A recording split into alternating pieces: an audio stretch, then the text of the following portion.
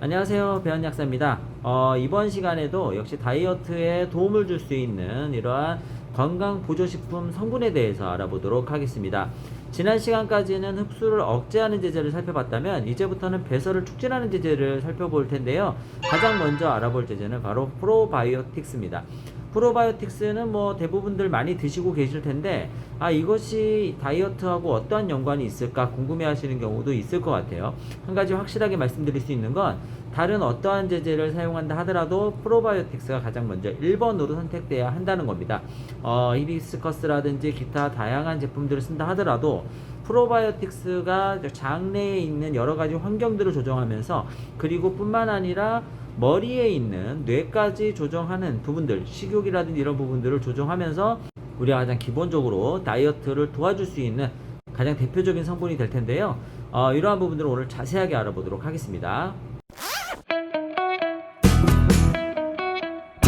요즘에 심바이오틱스라는 말을 가장 많이 쓰는데요. 심바이오틱스는 지금 나와 있는 이러한 프로바이오틱스, 말 그대로 균 자체와 또는 균의 먹이가 되는 프레바이오틱스를 합친 말이라고 보시면 되겠습니다. 이것을 합쳐서 심바이오틱스, 어려운 말은 아니죠. 대부분 이 프로바이오틱스 안에 제품을 구입하시면 이 프레바이오틱스가 들어있습니다. 왜냐하면 이게 안 들어있으면 얘네들이 굶어 죽거든요. 그래서 우리가 프로바이오틱스 제제를 좋은 걸 사시면 그냥 프레바이오틱스는 같이 드신다 생각하시면 되고, 만약에 프레바이오틱스를 좀 더 많이 쓰고 싶다면 식이섬유를 드시면 됩니다. 식이섬유가 바로 대표적인 프레바이오틱스가 되는 거죠. 거기에 추가해서 요즘에 많이 나오는 건 포스트바이오틱스라고 하는데, 이거는 프로바이오틱스가 만들어낸 대사물질이라고 생각하시면 됩니다.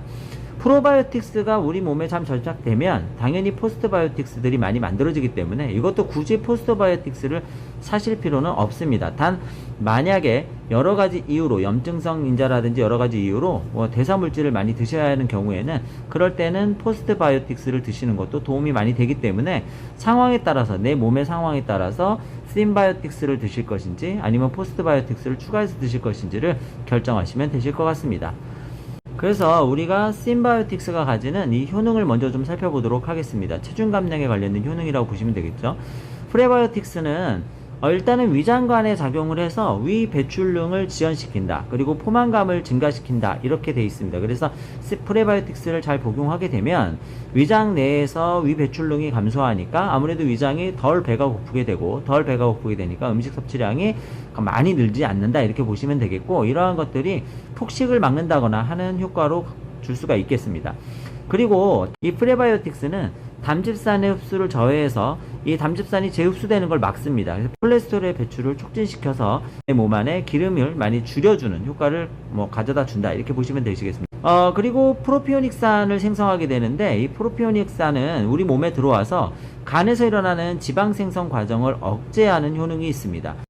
프레바이오틱스는 단세지방산 생성을 촉진하는 장내 세균을 증식시키는 효과가 있습니다. 그래서 SCFA라고 부르는 이 단세지방산은 굉장히 다양한 효과를 보이게 되는데요. 첫 번째, 이 LPS라고 하는 장내에 아주 나쁜 영향을 끼치는 이러한 세균들이 분비해대는 내독소라고 하는 것을 차단해주는 역할을 하게 됩니다. 이것이 몸 안에 흡수됐을 땐 여러가지 염증 반응을 일으키는데, 염증 반응은 비만, 이런 것들의 가장 큰 원인이 되기 때문에 이런 것을 차단해주는 아주 좋은 효과가 있다, 이렇게 보시면 되겠고요.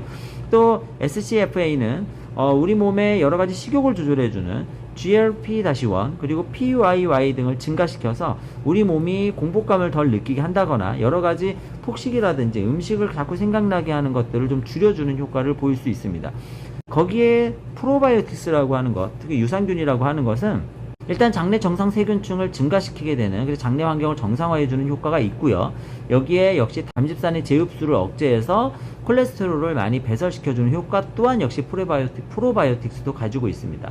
뿐만 아니라 수지상세포에 작용을 해서 면역에 관련된 부분에 작용하게 되고 장 점막을 강화시켜주는 기능을 수행합니다. 그래서 신드롬이라고 하는 타이트 적션이라고 하는 이 세포와 세포가 약간 늘어나서, 그러니까 벌어져서 그 안으로 그 여러 가지 이물질이 들어오는 걸 좀 차단하는 기능이 있죠. 그렇기 때문에 굉장히 장 건강에는 프로바이오틱스가 도움을 많이 줄 수밖에 없다, 이렇게 보시면 되겠습니다.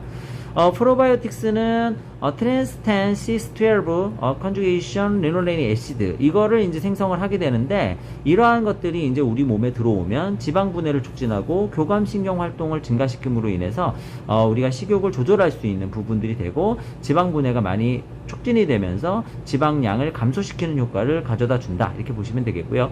그리고 프로바이오틱스 자체가 근육과 간에서 지방 소비를 유도하면서 간에서부터 지방 합성을 억제하는 효능들이 있다라고 알려져 있습니다. 그렇기 때문에 프로바이오틱스가 만들어내는 다양한 효능들로 인해서도 우리가 체중 감량에 도움을 많이 줄 수가 있죠. 그리고 안지오포이틴 라이크4라고 하는 성분을 증가시키는 효과가 있는데요. 이거는 이제 그 리파제에 작용해서 지방 흡수를 막아주는 효능이 역시 프로바이오틱스가 가지고 있습니다. SCFA를 증가시켜주는, 당연히 이제 프로바이오틱스가 가지고 있는 효능 중에 하나입니다. 단세지방산을 증가시켜주는 효능이 있는데, 이러한 것들은 아까 살펴봤던 것처럼 LPS를 감소시킨다든지, 그 다음에 다양한 내인자들을 조절하는 효능도 있지만, 이 SCFA는 인슐린 감도를 증가시키고 포도당 내성을 감소시킨다든지, 그 다음에 GLP-1, YFF를 증가시켜서 전반적인 식욕 부분의 조절에도 작용하게 됩니다. 그리고 이 체중 감량과는 크게 관계없이 우리가 면역 조절에 레귤레이터 T셀에 작용하는 여러 가지 인자들도 조절하게 되는데요. 이러한 것들이 사실 단체지방산이 굉장히 중요한 역할이라고 보시면 되겠고, 이러한 것들로 인해서 내 몸의 면역 균형이 맞춰지면서 전반적인 알레르기성 반응, 염증성 반응이 완화된다. 이런 것도 역시 체중 감량에 크게 도움이 될 수가 있겠죠. 뇌에 작용했을 때는 식욕 조절의 부분에도 관여하게 됩니다. 이러한 것들이 단순히 그냥 이론적인 것뿐만이 아니라 다양한 논문 등을 통해서 실제로 체중 감량에 대한 부분들이 많이 입증이 되어 있습니다. 그렇기 때문에 아까 말씀드린 것처럼 프레바이오틱스와 프로바이오틱스는 반드시 체중 감량이 있을 때는 꼭 드셔야 되는 보충제라고 보시면 되겠고, 단기간 드시는 것보다는 역시 장기간 쓰기 때문에 여기 나와 있는 것처럼 뭐 36주, 8주, 4주, 12주 뭐 이런 식으로 아주 장기간 쓰죠. 뒤에 보시면은 이제 뭐 이러한 부분은 역시 스트레인을 따라서 여러 가지 효능이 입증되어 있는 이러한 부분들 보시면 되겠습니다. 그래서 단순히 이론뿐만이 아니라 임상까지도 많이 나와 있는 것이 바로 프로바이오틱스이기 때문에 어쨌든 체중 감량을 위해서는 가장 1번으로 드신다 생각하시면 될 것 같습니다. 어떤가요? 굉장히 과학적으로 많은 부분들의 요소들이, 우리가 유산균, 프로바이오틱스 하면 그냥 장만 생각했을 텐데 굉장히 다양한 요소들이 있다는 것을 알게 되셨을 겁니다. 때문에 만약에 다이어트 보조적인 요법을 사용하실 때는 꼭 반드시 프로바이오틱스를 쓰신다는 걸 기억해 주십시오. 프로바이오틱스를 사용할 때 좀 주의할 점이 있는데, 장내에 미생물이 굉장히 많이 불균형이 와 있는 경우에 자칫 잘못해서 프로바이오틱스를 쓰게 되면 장내의 균층이 크게 변화가 오면서 복부팽만이라든지 기타 증상들이 생길 수가 있고요. 또는 장내에 있는 나쁜 이러한 세균들이 손상이 죽으면서 내뿜어대는 여러 가지 내독소가 장내의 점막이 약해진 상태에서 흡수가 되게 되면서 전신으로 돌아다닐 수가 있습니다. 이렇게 전신으로 돌아다니게 되면 어떻게 될까요? 그렇습니다. 굉장히 몸살이라든지 두통, 피로감 이런 것들이 일시적으로 나타날 수 있기 때문에 만약에 장 상태가 굉장히 좋지 않다라고 하면 무조건 고단위 프로바이오틱스를 쓰는 것이 아니라 저단위 프로바이오틱스를 사용하면서 이러한 상황들이 과연 있는지 없는지를 확인하시는 것도 굉장히 중요하다. 그래서 저단위 제제를 사용하고 나서 차후에 이상이 없다면 고단위 제제를 쓰시는 것도 좋습니다. 특히 리키가 신드롬 같은 장내의 그 조직이 약간 손상되어 있는 경우에는 이러한 현상들이 더 잘 일어날 수 있는데, 리키가 신드롬을 알 수 있는 가장 손쉬운 방법을 하나 알려드리면 바로 이 락톨루스를 사용하는 겁니다. 이 락톨루스를 사용하게 되면 원래는 장 점막이 쫀쫀하게 이렇게 묶여 있어야 되는데, 이렇게 묶여 있지 못하고 약간 헐렁하게 되어 있으면 이 사이로 흡수가 되지 않아야 되는 락톨루스가 흡수가 되면서 설사를 유발해야 되는 이 변비 치료제가 제 효능을 보이지 못하게 됩니다. 때문에 이런 락톨루스를 복용하고 나서 하루가 지났는데도 변을 보지 못한다거나 이러한 상황이 된다면 이거는 장 누수 증후군, 즉 리키가 신드롬이 일어나 있다고 예상해 볼 수 있습니다. 이럴 때는 일단 리키가 신드롬을 개선하기 위해서 다양한 제제를 사용해야 하지만, 프로바이오틱스도 아주 고단위를 사용한다기보다는 저단위로 써서 차근차근 증상을 완화시키는 방법을 사용해야 된다는 점을 기억해 주시면 좋을 것 같습니다.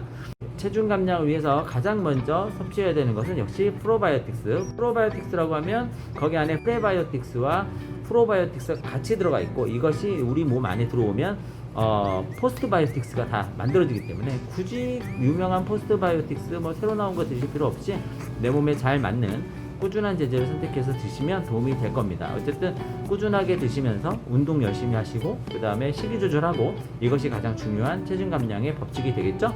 다음 시간에는 더 유익한 제품으로 여러분들 만나 뵙도록 하겠습니다. 감사합니다.